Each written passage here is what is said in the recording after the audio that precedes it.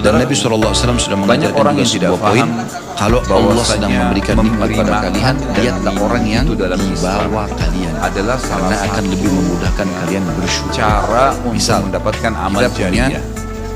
mobil tahun Jadi banyak orang memikirkan amal 2020 jariah misalnya, itu hanya sekarang sudah membangun bangunan, 2023 misalnya. hanya Jangan lihat membagikan orang yang punya mobil Al-Quran 2023, sehingga kita dihafal. gak akan terima, tidak akan Intinya pernah bersyukur karena selalu merasa itu kecil. bentuk materi Lihat orang saja, yang atau punya mobil material mungkin ya. tahun 2019, mungkin punya tahun bangunan 2000, lebih kecil, atau bahkan lebih orang punya bersumur, motor, gitu kan. Padahal mungkin sebenarnya Allah kasih kita motor, ada hal-hal lain yang punya bisa sepeda saja. menjadi penyebab amal jariah. Kita punya sepeda, ada orang yang jalan kaki, dan minuman. kita jalan kaki, ada orang yang puntung kaki. Jadi hadis Nabi SAW yang sahih riwayat Lihat Imam orang yang Ahmad. di bawah. Ini rahasianya. Kita punya rumah kecil, hadis tipe ini. 36, ada Kata orang Nabi yang punya rumah. SAW, mau Si kontrak, masuk kos-kosan, tinggal di kolong jembatan. Allah fihi barakah. Kalau kita selalu Tidak ada perbandingan makanan adalah orang atau yang lebih minuman kaya, yang dihidangkan lebih dari kita, tidak akan pernah orang bersyukur. lain. Kecuali Mustahil kita Allah, bersyukur karena atau kita dihidangkan selalu buat diri sendiri juga masuk ingin sebenarnya. seperti dia.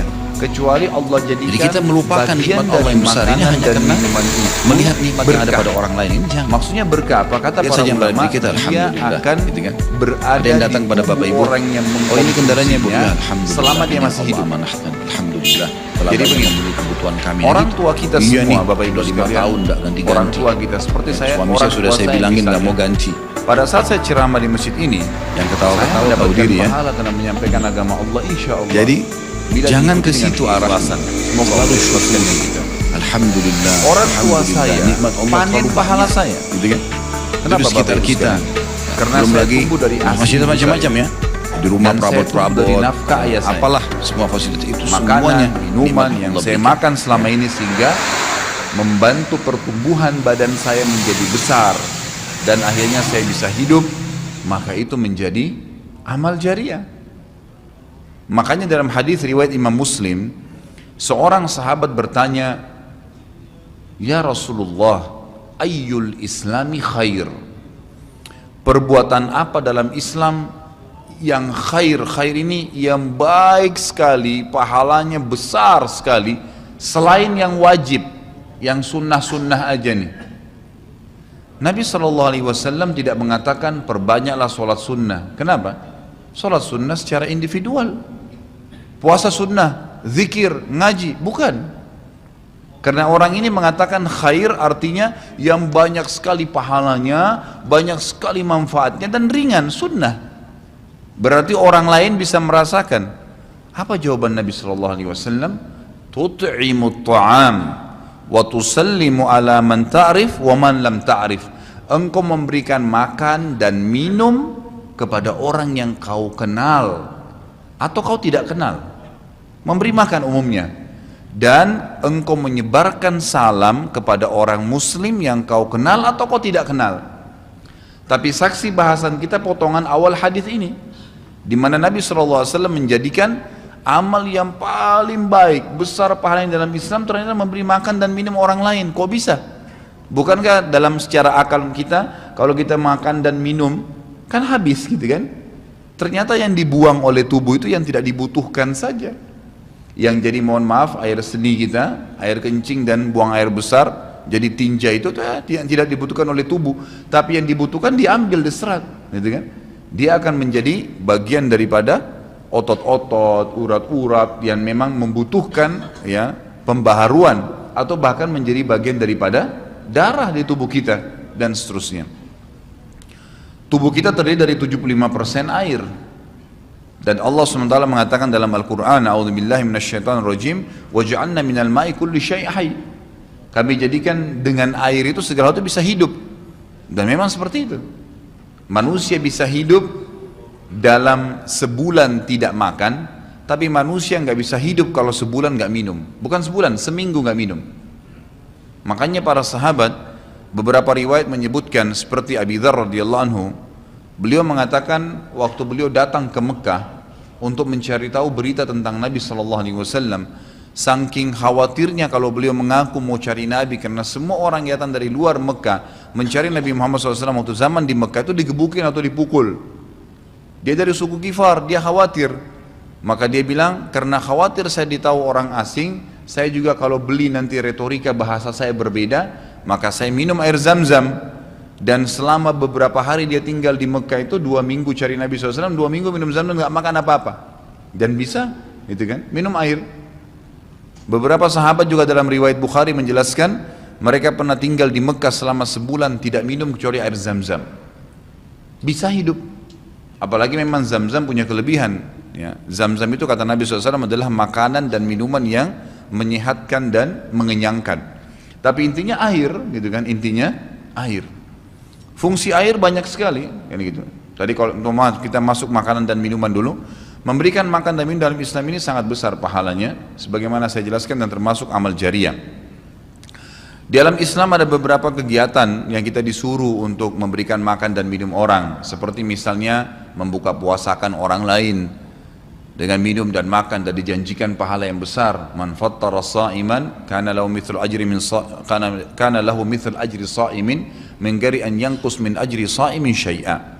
Siapa yang membuka puasakan orang lain, maka dia akan dapat pahala orang itu tanpa dikurangi sedikit pun dari pahala orang yang buka puasa tadi.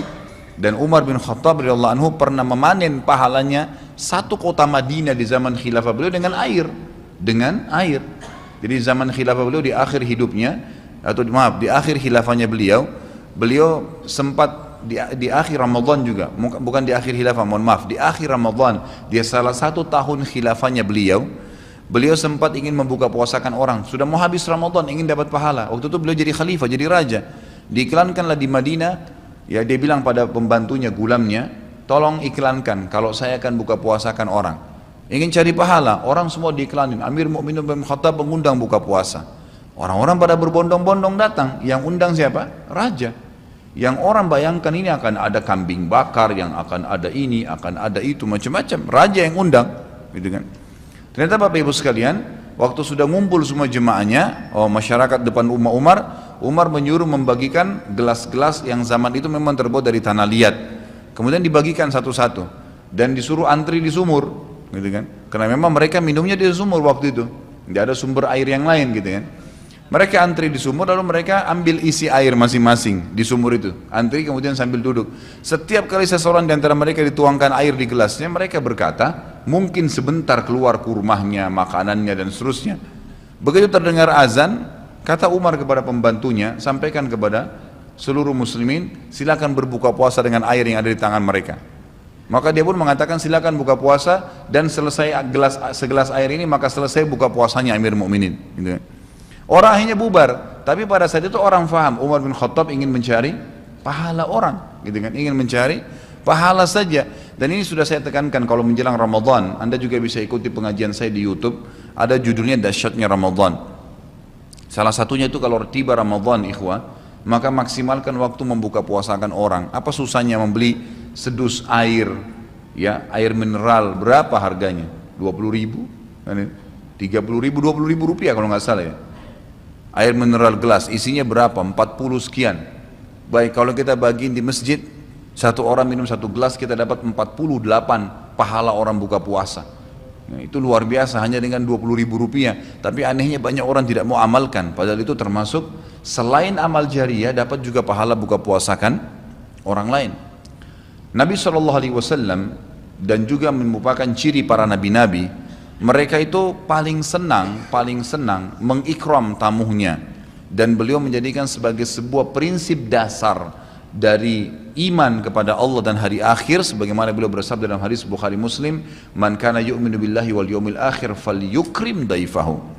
Siapa yang beriman, mengaku beriman kepada Allah dan hari akhir, maka dia harus mengikram itu, melayanin, memberikan makan dan minum, ya, mengucapkan tutur kata yang baik bagi tamunya.